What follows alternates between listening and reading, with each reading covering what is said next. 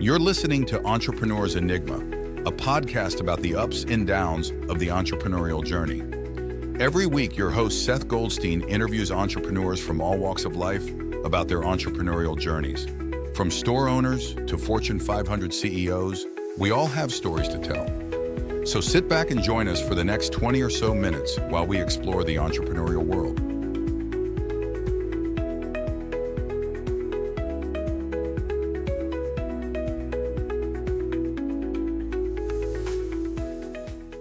Hey everyone, welcome to another edition of the Entrepreneur's Enigma podcast. I'm, as always, by now you should know who the heck I am, but I'm Seth, your intrepid host. Today I have a good buddy of mine, Mariya Delano. I got it. Yes, I got it. It's not that hard a word, but I got whatever. We'll move along from there. Talking is always hard. Talking is always hard. Yeah. Mariya is a digital marketer extraordinaire. She is a writer for Search Engine Land. Yes. There's so many out there. It's like, which one is it? Which one is it? Which one is it? Is it Martech or Search Engine Land or Search Engine Journal? Yeah. Is it? And now it's owned by SEMrush, and it's like, oh my God, everything's all over the place. It's crazy. Yep.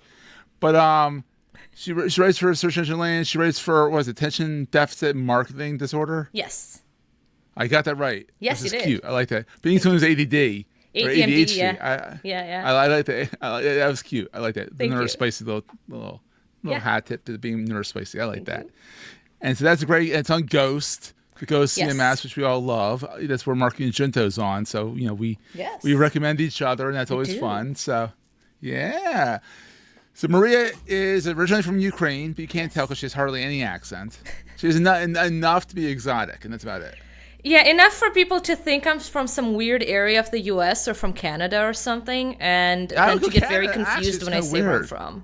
Yeah. You know, Ukraine, and then, so let's get this straight. So, started in Ukraine, went to the Philippines. Yes.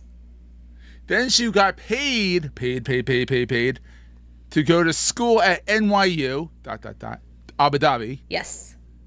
They paid her to go, which is awesome. You get to NYU alone, then Abu Dhabi, which is pretty cool. Yeah. And then paid to go, which is awesome.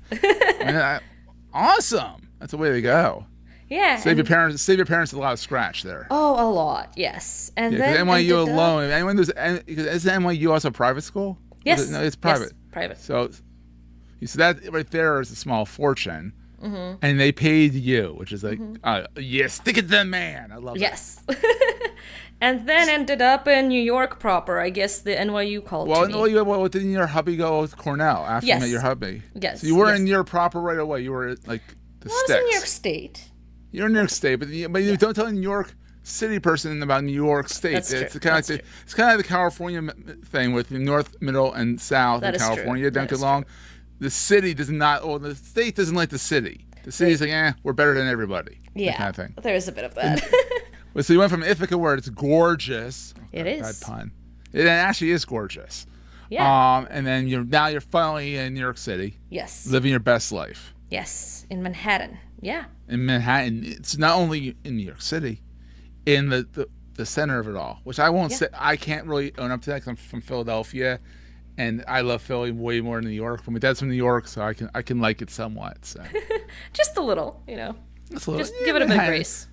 Manhattan, I couldn't live there. I can't even live in Philadelphia. Philadelphia's too weird. Philadelphia is pretty weird. Oh no, we own it. Yeah, I know. I love that. We're like hold our beer. We'll show you weird. I love that actually. I'm a New big York fan takes of weird. themselves too seriously. Yeah, exactly. But New York takes themselves too seriously. It does. Yeah, everybody here is full of themselves, including me. I will say to a little degree. You're not that full of yourself. You're no. About being in New York, I'm a little full of myself. You know, I gotta fit in. You've only been there for a year. You can't be full of yourself yet. Come on now. It's pretty quick. It hits you quickly. Exactly. It lures you in. How this whole entrepreneurial journey gets started? Did you come from Abu Dhabi, travel up to Cornell with your hubby, boyfriend hubby at that point? Yeah. And then decide you're just going to do your own thing, or did you work for companies? Like, how did this whole endeavor start? All right. So there's she's like, all right. She's all right. I'm ready. I'm ready. Because I've been like digging in my like the past year. So I've been looking at like my old notes and like digging up memories from my teenage years and things like that. And what I uncovered, which I forgot until recently, was that I wanted to own a business when I was 13. Everyone knew you wanted to do that before you did. Yeah, it seemed like it. But I remember now, because I found my notes, I would go to the bookstore and sit on the floor reading Entrepreneur magazine and like Inc. and Forbes, like in middle school. 13? Yeah. All right, you are a weirdo. I love I it. am. I love so it. I would Own read it. those, and then I started Googling what freelancing was when I was 14, and I was really disappointed to realize I wasn't allowed to legally do it till I was older. Yeah, I think in the States you can't freelance till you're 18. Yeah, and you can't work legally until you're 14 with parents' permission. 16, limited you hours. should get limited hours, and then I think 18, no holds bar.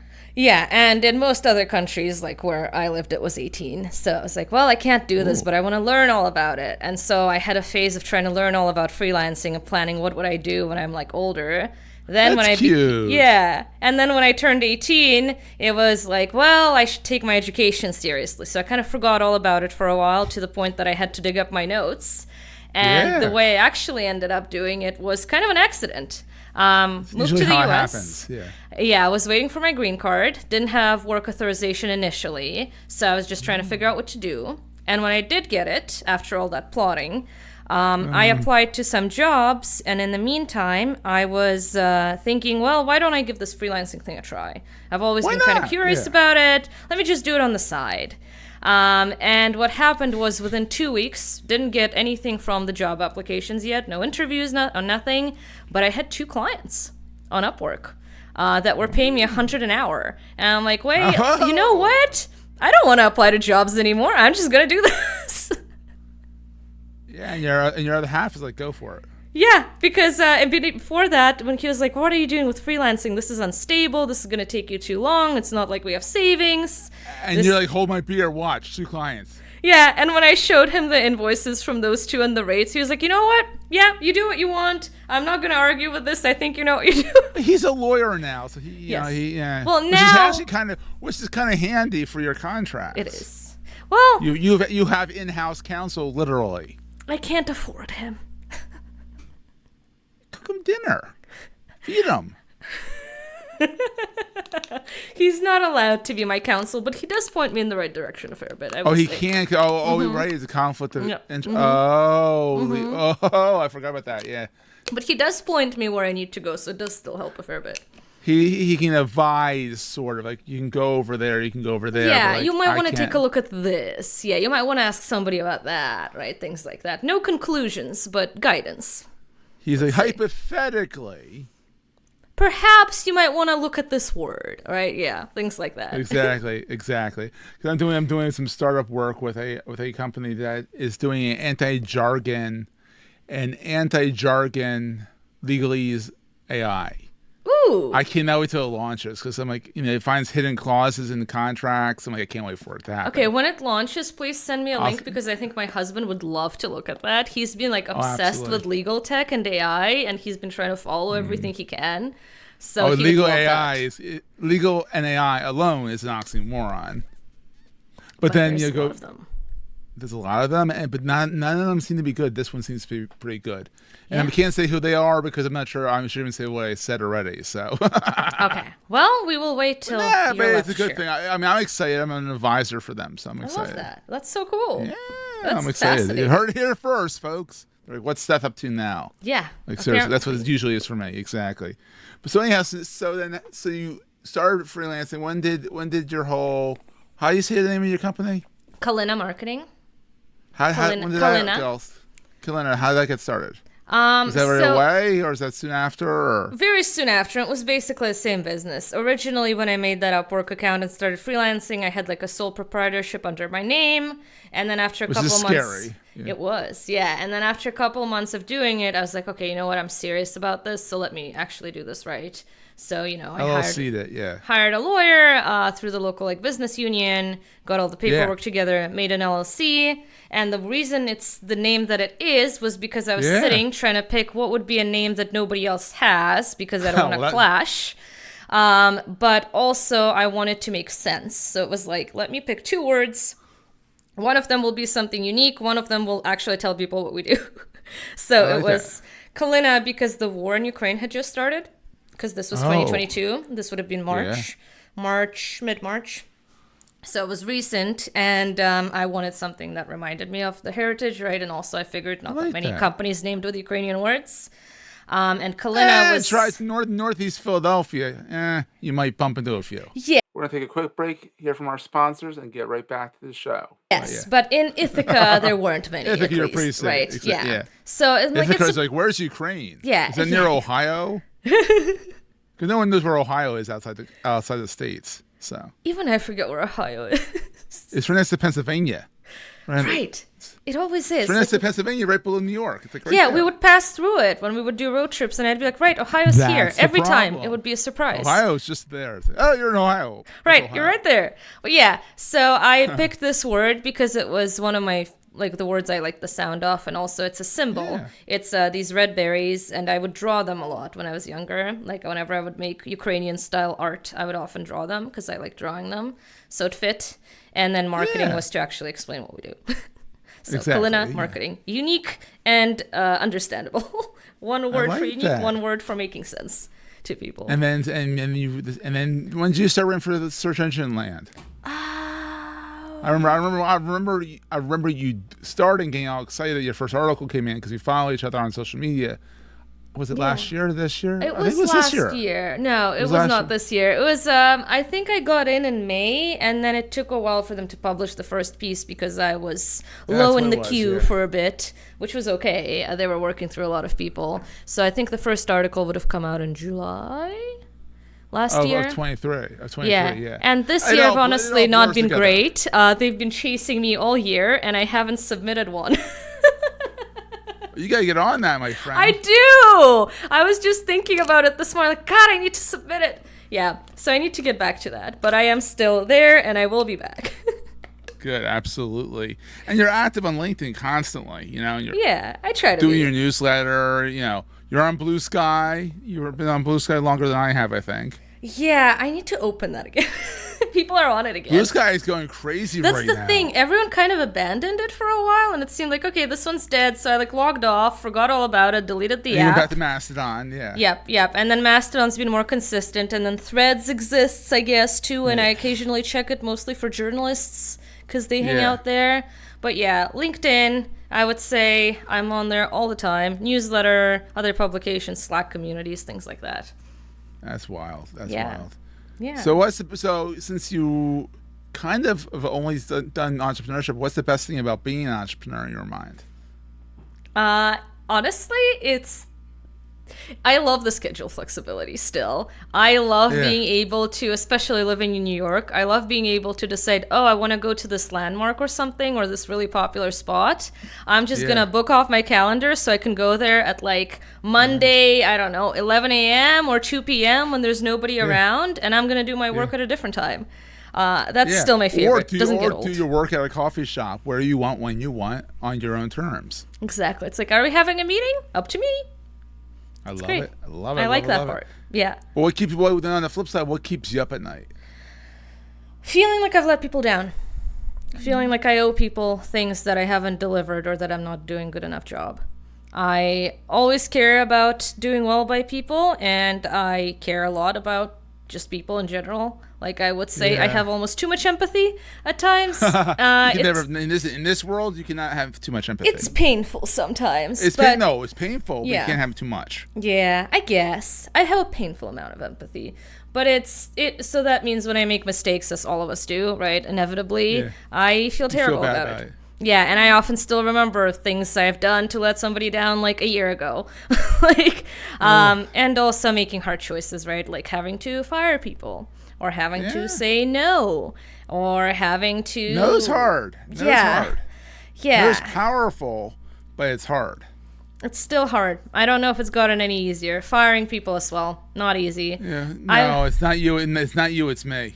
That always goes far. It's not you. It's me.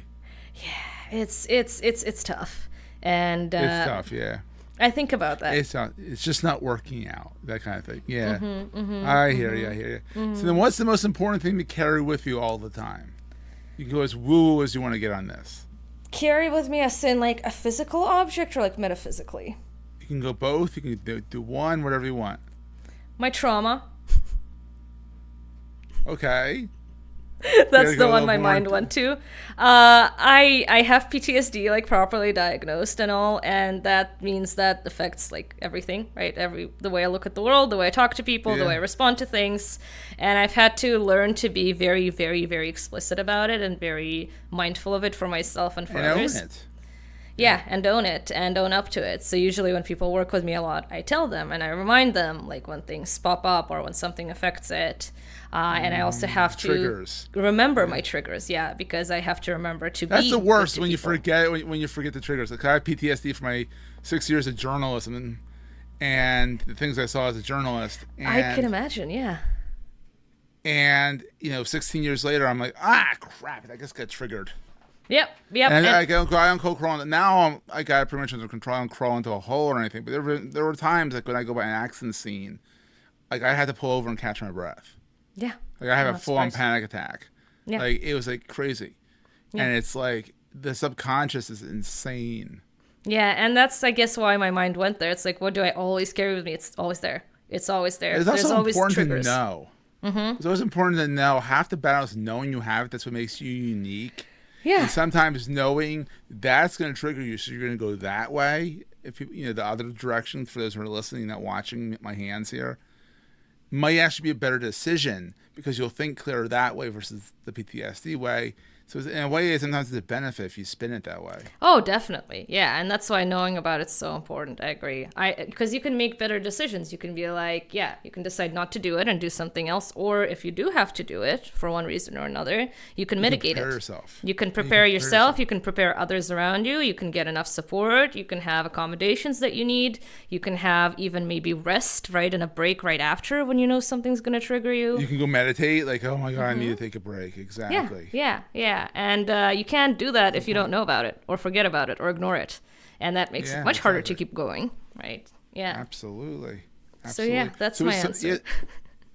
Pretty deep answer. And I was like, whoa, I wasn't expecting that's the first time that one came up. I wasn't expecting that either. Hey, it's what makes the podcast fun. It is. But anyhow, our pre-podcast got a little dark too. So, it's fun. Yeah. It was fun. It was fun. We went all over the place with our pre-podcast. I love it. It wasn't recorded. Part of me, as we're talking, I'm like, I should have recorded some of that. That's pretty fun. I don't know. I think it was a little questionable. It was a little questionable. It was a little wackadoo. Just a bit. Anyhow. So people can find you on LinkedIn. That's one of your big stomping grounds. Eventually Blue Sky, because that's where all the SEOs and marketers are going now. Mastodon's a big one for you. Yes. I know that's where we hang a lot. My newsletter. And I would say search engine land again soon. Soon. You can read the articles you put in. The old ones are there, so you can already find me. And hopefully there's more than one, too. So there's a couple. Read them. Yeah. They might be outdated. You may go back and edit one and update it because Google sneezes and there's new information. Weirdly enough, most of them have lived up to the updates for the most part. I don't know how. They've been okay. Bravo. Thank you. Thank you. That's an accomplishment. Yeah, I think it was because I was so hyper-focused on what Google seemed to be like trying to do in the future, because I've been really into the helpful content updates since the drop down. Like, okay, this is the future. This is all I'm paying attention to. Unhelpful content updates. Yep. But that meant, I guess I focused maybe in the right direction a little more, but also definitely luck. It's both, right? It's all luck. It's always both. All luck. Yeah. It's always both. Well, Mariya, thank you so much for coming on. This has been so much fun. Yes, it's been great. And so long in coming. And, we'll see everyone next time. Yeah. Thank you. That was a great show. If you're enjoying Entrepreneur's Enigma, please consider giving us a review in the podcast directory of your choice. Every review helps us reach new listeners. If you like Entrepreneur's Enigma, Consider the other shows on the Marketing Podcast Network at marketingpodcast.net.